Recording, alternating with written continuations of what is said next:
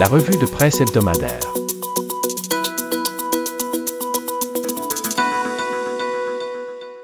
Ce mois d'août dans l'actualité régionale. Une étude de 2 chercheurs de l'Université Laval dévoile que les décisions et les efforts du gouvernement du Québec en ce qui concerne la conservation du caribou sont loin de faire l'unanimité de l'opinion publique, affirme Magaspésie. Cette étude a été publiée dans la revue Science of the Total Environment dans le contexte où les caribous forestiers et montagnards figurent respectivement sur la liste des espèces vulnérables et sur celle des espèces menacées au Québec. L'analyse a révélé que 64% des 1000 Québécois ayant répondu au sondage pensent que le gouvernement n'en fait pas suffisamment pour protéger l'habitat. Quant au scénario proposés par le gouvernement québécois, ils sont loin d'obtenir l'approbation de la population. Seulement 36% des personnes répondantes ont appuyé l'idée d'une baisse de 2,5% du volume de bois alloué à l'industrie du bois entre 2023 et 2028. Cette baisse entraînerait la perte de 841 emplois mais permettrait de maintenir à des niveaux viables une partie des populations de caribous. La deuxième option proposée dans cette étude a obtenu un résultat encore plus faible, alors que la proposition d'une légère hausse des coupes et du maintien de nombre d'emplois, mais qui conduirait à la disparition des 3 populations de caribous forestiers, a récolté 10% des appuis.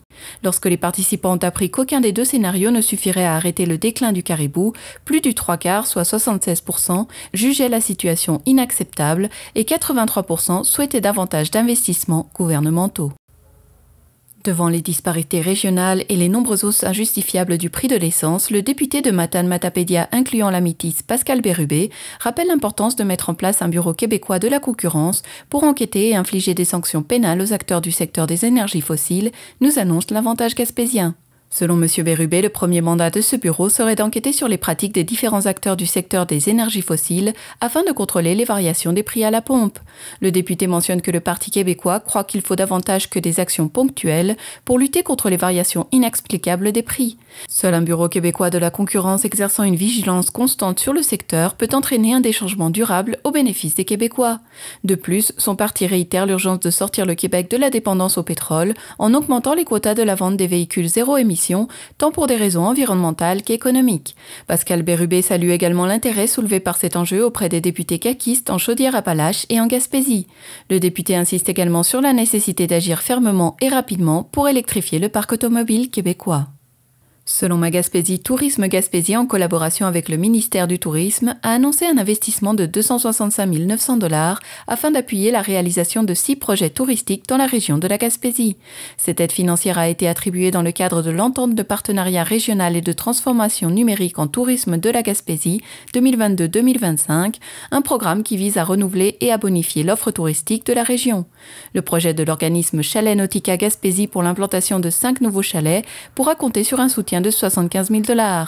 L'édition 2024 de l'Ultra Trail Gaspésia va bénéficier de 48 000 $ pour la tenue de l'événement. Le bioparc de la Gaspésie Bonaventure ainsi que l'événement Les Perséides ont tous les deux reçu un montant de 45 000 $ pour le renouvellement du circuit d'interprétation extérieure ou l'aménagement d'un lieu de production et de diffusion. Le volet 2023 du festival Fauve Mauve, qui sera présenté à Sainte-Anne-des-Monts, s'est vu octroyer un total de 40 000 $.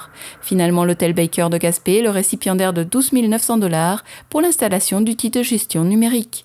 Les projets retenus se sont distingués par leurs aspects structurants et leur soutien à l'économie de la région, selon Tourisme Gaspésie. Meta a mis son plan à exécution le 1er août en réponse à la loi C-18 adoptée récemment par le gouvernement du Canada.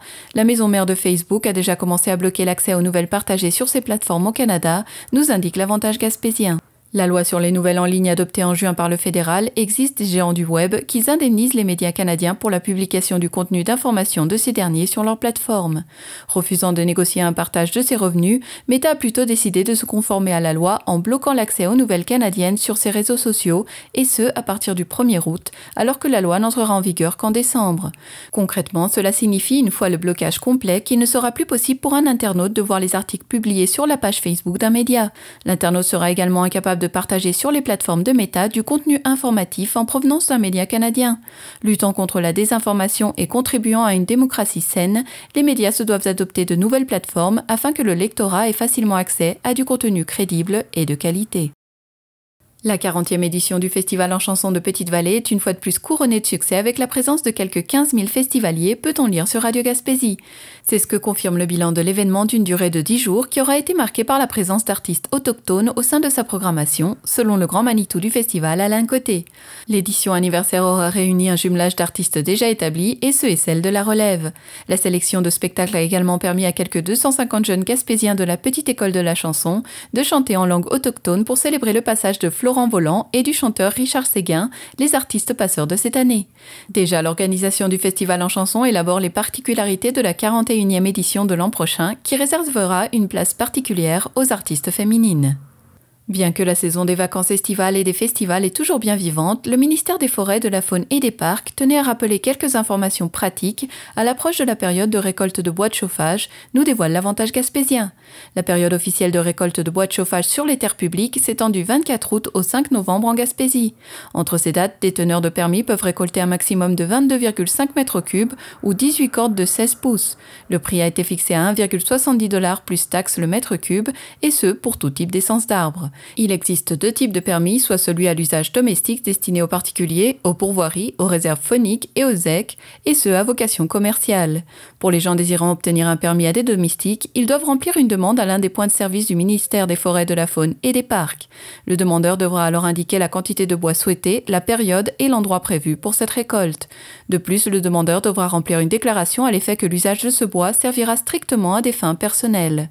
Les demandes devront se faire aux personnes du bureau du ministère situé à Sainte-Anne-des-Monts. Quant aux déteneurs d'un permis arrivant à échéance, ils recevront un avis postal contenant les renseignements nécessaires au renouvellement du dit permis.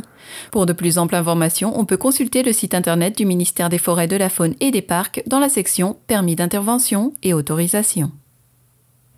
Pêche et Océan Canada a annoncé qu'il est temporairement impossible de faire la cueillette de mollusques dans un coin de la Gaspésie car il est fermé en raison d'une recommandation émise par l'Agence canadienne d'inspection des aliments, nous informe Ma Gaspésie. En vertu d'une ordonnance d'interdiction, la récolte de toutes les espèces de mollusques dans le coin de Gaspé secteur Jersey Cove n'est pas possible. Le secteur en question s'étend d'un point à 250 mètres à l'est du ruisseau des Witty jusqu'à 150 mètres au sud de la pointe Cars. La décision a été prise car la consommation des animaux invertébrés à corps mou pourrait engendrer de graves problèmes de santé à cause de toxicité présente dans la chair. Toute personne qui contrevient au règlement est passible de poursuites conformément à la loi sur les pêches. Selon Radio Gaspésie, la 19e édition du Festival de musique du bout du monde qui s'est terminée le dimanche 13 août n'a pas été de tout repos pour les organisateurs et les centaines de bénévoles ayant supporté l'événement. Avec les pluies diluviennes s'étant abattues sur la région de Gaspé au tout début du festival, Steve Pontbriand, co-directeur général du FMBM, se dit particulièrement fier et reconnaissant pour le travail accompli par les équipes. Malgré le report de son inauguration, la nouvelle scène située au sommet du mont Béchervaise a enfin pu être dévoilée aux festivaliers. Un projet qui aura demandé 2 ans d'efforts et qui pourra être utilisé par divers groupes dans le futur. Mais le projet le plus fou de cette 19e édition et le coup de cœur de Steve Pontbriand aura été la présentation de Claude Pelgag au Cap Bonami qui s'est accompagné d'un piano à queue. Pour ce qui est de la 20e édition du festival qui se tiendra du 8 au 11 août 2024, de nombreuses idées sont en gestation. Mais Steve Pontbriand n'ose rien dévoiler, disant que le FMBM adore réserver des surprises à son public. Plus d'un an après son lancement, le programme d'accès aérien régional n'a pas atteint ses objectifs, affirme Ma Gaspésie. Un peu moins de 45 000 billets aller-retour ont été vendus en 12 mois, mais la région n'a pas été l'une des destinations les plus prisées. Les 98 000 billets disponibles sur la première année du programme des billets à 500 $ sont loin d'avoir trouvé preneur. Selon un bilan du ministère des Transports obtenu par magaspésie.ca, 44 300 billets ont été vendus entre le 1er juin 2022 et le 31 mai 2023, soit 45% de ce qui était disponible. Les îles de la Madeleine sont la destination la plus populaire du programme, avec plus de 11 000 billets à tarif réduit. Cette destination représente à elle seule plus de 30% des billets vendus dans le cadre du programme. La Côte-Nord arrive en deuxième position avec l'aéroport de cette île et ses 6 809 billets aller-retour à 500 $. Les autres aéroports de la région ont aussi été demandés alors que les Fermontois ont été des adeptes du programme, puisque l'aéroport de Weybouche a accueilli pas moins de 6 445 passagers. L'avocat ex-candidat du Parti québécois aux élections dans Bonaventure, Alexis Deschênes, a déposé un recours devant la Cour fédérale afin d'empêcher la disparition de la circonscription d'Avignon-Lamitis-Matane-Matapédia, nous annonce l'Avantage gaspésien. Pour justifier cette requête, Alexis Deschênes repose son argumentaire sur la vastitude du territoire, sur le changement de tendance à ce qui a trait au renversement démographique remarqué au sein de la région, ainsi que sur le droit à une représentativité équitable à la Chambre des communes. Selon Alexis Deschênes, ce simple fait constitue une réalité non négligeable qui doit être prise en compte et que la Commission de délimitation des circonscriptions fédérales au Québec a mal interprété lors de son rapport. Dans la demande présentée à la Cour fédérale, on évoque aussi la majorité de témoignages allant à l'encontre de la disparition de la circonscription d'Avignon, la Métis, Matane, Matapédia, mais aussi sur le fait que les populations rurales ont des particularités qui peuvent être assujetties à des statuts particuliers. Pour Alexis Deschênes, il est clair que la Commission a commis des erreurs de droit en ne suivant pas les principes de la loi et les grands concepts constitutionnels sur la représentation effective, mais aussi des erreurs de fait en concluant qu'on assistait à un déclin démographique alors que ce n'est pas le cas. La direction de la santé publique de la Gaspésie et des îles se prépare pour la saison des virus respiratoires, nous indique Radio Gaspésie. Comme l'an dernier, la population devra composer avec l'influenza et de nouveaux variants de la Covid-19. Depuis les dernières semaines, le sous-variant d'Omicron nommé Eris a fait son apparition au Québec et dans la région. Le directeur de la santé publique de la Gaspésie et des îles, Yves Pognier-Vigier, précise que la population pourra recevoir un nouveau vaccin à l'automne pour se protéger du variant et d'une autre souche appelée XBB 1.5. La campagne de vaccination devrait débuter à la fin octobre et proposera à la population et aux personnes vulnérables un vaccin contre l'influenza et un autre pour la Covid-19. La pluie incessante est catastrophique pour la fraise gaspésienne alors que le taux de perte s'élève à quelque 40% à la ferme Bourdage Tradition de Saint-Siméon, peut-on lire sur Ma Gaspésie. Cette estimation de 40% représente des pertes de revenus, de productivité et d'efficacité puisque les fruits produits devaient être éliminés. Toutefois, il y a un léger espoir avec l'arrivée de la fraise d'automne. Les impacts indirects sont importants puisque l'entreprise a dû renvoyer des travailleurs étrangers après avoir connu une pointe à 36 travailleurs du Mexique. La situation n'est pas unique à la Gaspésie. Dans les tablettes de supermarché, la fraise gaspésienne se fait rare et celle du Québec est peu représentée dans la région. Les années qui viennent deviendront des défis alors que les changements climatiques auront des impacts sur la production. Jusqu'ici, 221 mm de pluie ont été mesurés par Environnement Canada à New Carlisle, alors que la normale est de 66 mm en août. La 15e édition du Festival international de cinéma Les Perséides s'est terminée dimanche soir au Centre d'art de Percé, nous informe Radio Gaspésie. Plus de 115 films en provenance de 25 pays et de la région gaspésienne y ont été projetés. Au-delà de la qualité des œuvres, plusieurs moments forts auront su marquer cette édition anniversaire. Mais selon François Cormier, directeur général et artistique du festival, la présence de Luc Picard à titre de président d'honneur et du jury sera mémorable à bien des égards.